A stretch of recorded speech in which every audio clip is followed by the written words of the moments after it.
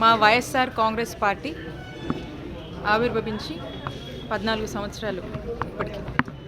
మరి ఆనాడు ఒకే వ్యక్తితో గౌరవ ముఖ్యమంత్రి వర్యులు శ్రీ వైఎస్ జగన్మోహన్ రెడ్డి గారు ఆ రోజు ఒకే వ్యక్తిగా మొదలు పెట్టినటువంటి ఈ పార్టీ మరి ఈరోజు ఇంత పెద్దగా ఈ రాష్ట్ర వ్యాప్తంగా కూడా ఈరోజు ఈ వైఎస్ఆర్ కాంగ్రెస్ పార్టీని కొనియాడేటువంటి పరిస్థితిని మనం చూస్తూ ఉన్నాము. మరి ఆనాడు ఏ సంకల్పంతో అయితే ముఖ్యమంత్రి గారు ఆనాడు ఒక ఆలోచన చేసి మరి అడుగులు ముందుకు వేశారో, మరి ఆనాడు వైఎస్ఆర్ గారి ఏవైతే ఆలోచనలు ఉన్నాయో మరి వారి ఆశయ సాధన కోసమే ఈరోజు వైఎస్ఆర్ కాంగ్రెస్ పార్టీ పనిచేస్తూ ఉంది.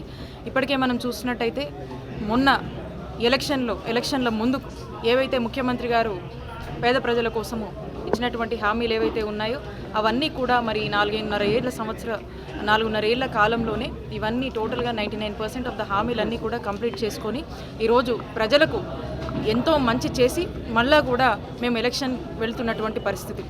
మరి ఈ పరిస్థితిలో మనం చూసుకున్నట్టయితే ఈరోజు రాష్ట్ర వ్యాప్తంగా కూడా ఈ రాష్ట్రాన్ని మన గౌరవ ముఖ్యమంత్రి వర్యులు శ్రీ వైఎస్ జగన్మోహన్ రెడ్డి గారు సంక్షేమము అభివృద్ధి అని ఏవైతే ఒక రెండు కళ్ళలా భావించారో ఆ దిశగానే అడుగులు వేస్తూ రాష్ట్ర ప్రజలందరికీ కూడా గతంలో ఎన్నడూ ఏ రాజకీయ నాయకుడు ఏ రాజకీయ పార్టీ ఇవ్వనటువంటి సంక్షేమాన్ని ఈరోజు పేద ప్రజల కోసం ఈ రాష్ట్రంలోని ప్రజల కోసం మరి అందించి అమలు చేసి ప్రజల గుండెల్లో ఒక చెరగని ముద్ర జగన్మోహన్ రెడ్డి గారు వేసుకున్నారు.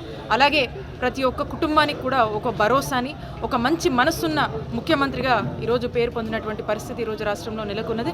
కాబట్టి ఆంధ్రప్రదేశ్ రాష్ట్ర ప్రజలందరూ కూడా మేము సిద్ధమని చెప్పి ప్రతి ఒక్కరు కూడా మేము సిద్ధంగా ఉన్నాము. మళ్ళీ ఎలక్షన్ వస్తే ఇలాంటి ఒక గొప్ప పాలన అందించినటువంటి గౌరవ ముఖ్యమంత్రి వర్యులు శ్రీ వైఎస్ జగన్మోహన్ రెడ్డి గారి పాలనని వారి యొక్క ఆలోచనని పేద ప్రజల పట్ల వారు చూపించినటువంటి ప్రేమ కావచ్చు, వారి పట్ల చూపించినటువంటి దాతృత్వం కావచ్చు, ఇవన్నీ కూడా మేము కాపాడుకోవాలి అని ప్రతి ఒక్కరూ కూడా ఈ అదృష్టాన్ని మేము కోల్పోవద్దు, ఈ అదృష్టాన్ని మేము కాపాడుకోవాలి, మా భావితరాలకు మా మంచి జరగాలి. కాబట్టి మేమంతా కూడా వైఎస్ఆర్ కాంగ్రెస్ పార్టీకి మద్దతుగా ఉన్నాము, నాయకుడు జగన్మోహన్ రెడ్డి గారికి మద్దతుగా ఉన్నామని వాళ్ళంతా కూడా ఏ విధంగా ఆనందాన్ని ఎక్స్ప్రెస్ చేస్తున్నారో మనమంతా కూడా చూస్తూ ఉన్నాము.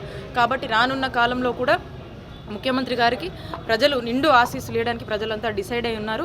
ఎప్పుడు ఎలక్షన్ జరిగినప్పటికీ కూడా రానున్న కాలంలో జరిగేటువంటి ఎలక్షన్లో ప్రజలందరూ కూడా మరొకసారి ఒక హ్యూజ్ మ్యాండేట్ని ఇచ్చి గౌరవ ముఖ్యమంత్రి వర్యులు శ్రీ వైఎస్ జగన్మోహన్ రెడ్డి గారిని గెలిపించేందుకు సిద్ధంగా ఉన్నారని తెలియజేసుకుంటారు.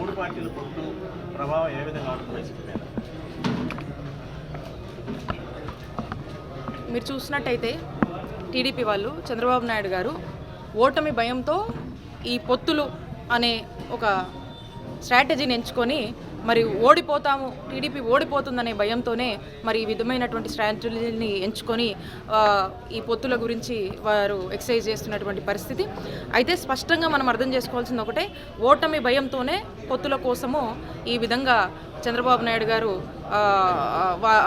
ఈ రకమైనటువంటి ఎక్స్పెరిమెంట్స్ అన్నీ కూడా చేస్తూ ఉన్నాడు. కాబట్టి అక్కడే స్పష్టంగా అర్థమవుతుంది చంద్రబాబు నాయుడు గారు టీడీపీ పార్టీ ఈ రానున్న ఎలక్షన్లో మళ్ళా పోయినసారి ఎట్లయితే 23 సీట్లకే ప్రజలు అంకితం చేశారో ఈసారి ఇంకా దారుణంగా ఉండబోతుంది. కాబట్టి వారే స్పష్టంగా వారి మూమెంట్స్ ద్వారా మనకు స్పష్టంగా అర్థమవుతా ఉంది ఇక్కడ వైఎస్ఆర్ కాంగ్రెస్ పార్టీ ఎంత బలంగా ఉందో.